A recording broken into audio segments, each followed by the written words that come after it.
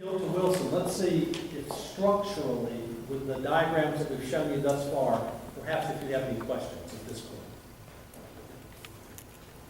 No? Everybody okay? All right, Wilson. Thank you, Mike and Cindy.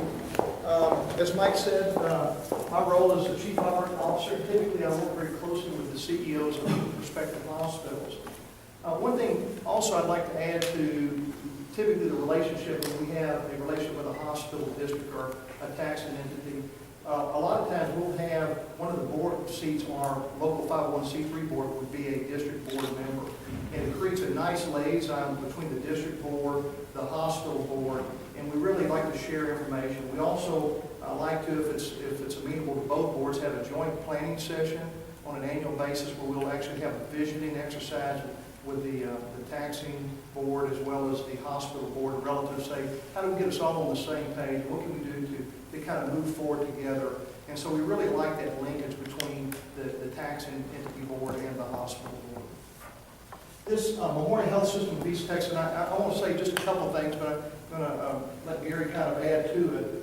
But as Cindy mentioned, we started working with them about a year and a half ago. And actually, kind of how that just kind of evolved, Brian Krennick had told his local board that he was going to be retiring out in about a year and a half to 2 year period of time. He kind of set a date out there. And so the board kind of looked at their system and said, you know, we really don't have kind of a succession plan. What are we going to do? And really, it kind of brought us in from a standpoint of what can we do to provide kind of a succession plan to Brian. Kind of the beauty of that, Gary had been working as a part of our team in some different locales. He was actually in Winsboro at one point in time. He was working in other parts of Central Texas. And he actually, at one point in time, had been a CEO of the other hospital in Lufkin. So he was very familiar with Lufkin.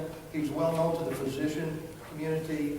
And it just made it, and he and his wife were very open to moving back to Lufkin. And so it really made a nice succession plan. From that, we actually did an operational assessment. The hospital system actually tripped one or two of their bond covenants, and it was an issue. And so we were kind of contracted with it to perform an operational assessment, a deep dive, kind of A to Z assessment of the system. We identified about anywhere from a $12 to $20 million turnaround opportunity for the system. That's an annual turnaround opportunity. And we actually developed from that an action plan, a turnaround action plan that said who's responsible, what's our target dates for implementation, and from an accountability standpoint, we created a loop so that we would come back to the board and give them updates relative to the implementation of the plan. We actually then cooked that into the budget. So we said, okay, we're going to put our money where our mouth is. We will commit to this from a budget standpoint. And you can see that it was about a $17.7 million turnaround over this last fiscal year. We actually met with the rating agencies, Gary and I, and Christy Gay, who's the CFO for the system, Gary, about 9-10 months ago. And at this day and time when healthcare is a lot of systems are struggling, they actually maintain a stable rating with the rating agencies. It's really been a very, very positive relationship. You can see the quote from Christy, and you know, we really appreciate her kind of words and so forth. It really is kind of, we try to do what we say we're going to do. Gary, did you want to add anything to my comments relative to Memorial Health System? I mentioned earlier to you the discipline, and that's really what's brought this about. Is one, the discipline of doing a very, very deep dive into the health system in a short period of time, and then developing action plans around that. A whole year of action plans in just a very, very short period of time, and then holding all of us locally accountable to do that.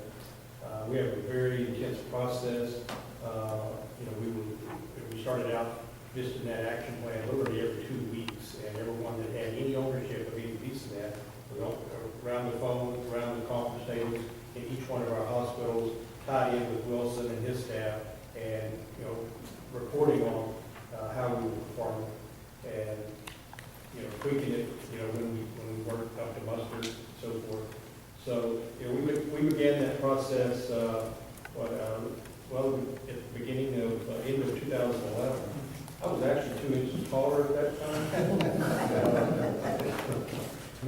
But Wilson and I both have spent parts of our career in the not-for-profit, community-based hospital systems, and the other part is investor-owned.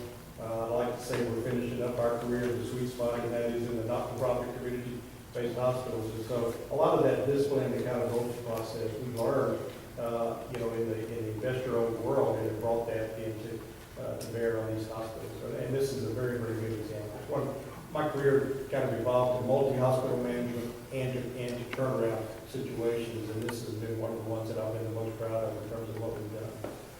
And one of the things that I think Mike touched on is that we also have a board seat, so we actually have CHC representatives at each of the board meetings, and so we're accountable. We're looking at that board every month, and we're part of the process and so forth.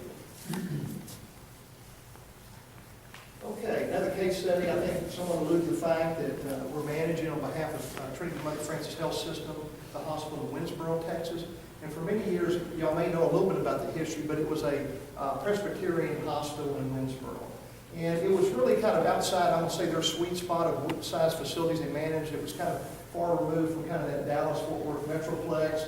And it really had struggled for many, many years, had multi-million-dollar losses.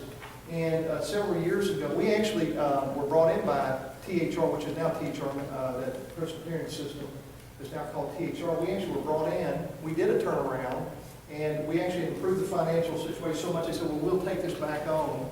And eventually, it actually went back south again. And about a year and a half, 2 years later, they kind of approached Trinity Mother Frances and said, what we would like to do, we'll just gift you the hospital. It's most of the out-migration was flowing from Winsboro to Tyler. And so they said, we'll just gift it to you. So Mother Frances actually brought us back into the situation, the management role. We placed the CEO, the CFO there. And we actually worked to convert the hospital to a critical access hospital designation. And there's some criteria around that. And it had to have kind of some distance from other hospitals and so forth. But it did qualify. And we actually shepherded the process to get them converted to critical access. We also, you can see from the standpoint of financial performance, again, we did an operational assessment. We worked with the leadership team, the Mother Frances Health System, to basically implement that plan. We again attend all of their board meetings, their local board meetings, and you can see the financial success. We went from where it was $4.2 million net income to basically break even this fiscal year.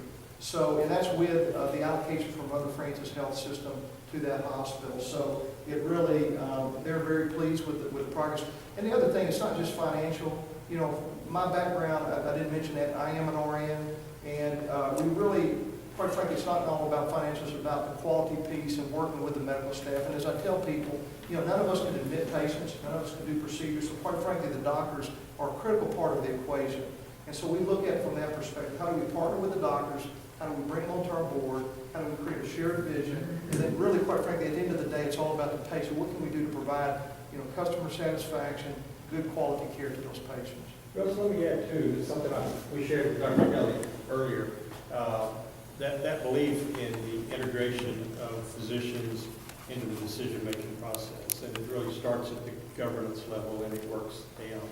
And through Wilson's, Cindy's, and Mike's efforts, helped the Memorial Board in Lufkin to understand that they needed to integrate more fully with physicians in the decision-making and the decision-making process, first evidenced by the expansion of the system board and naming of more physicians. And so a full third of the system board for the whole system now is made up of physicians with full voting rights. They're at every table. We developed a planning subcommittee, out of that. Physicians occupy nearly half of those seats in the planning subcommittee. We created physician advisory councils, a model that CHC uses to bring physicians outside the formal medical staff organization, but to bring them into an informal advisory role. And so we've established now both in Lufkin and Livingston those physician advisory councils.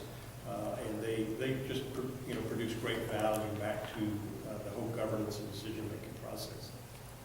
And Mike touched on this. We really, I tell people that most of the hospitals we work with are 2 or 3 counties over from the large urban centers.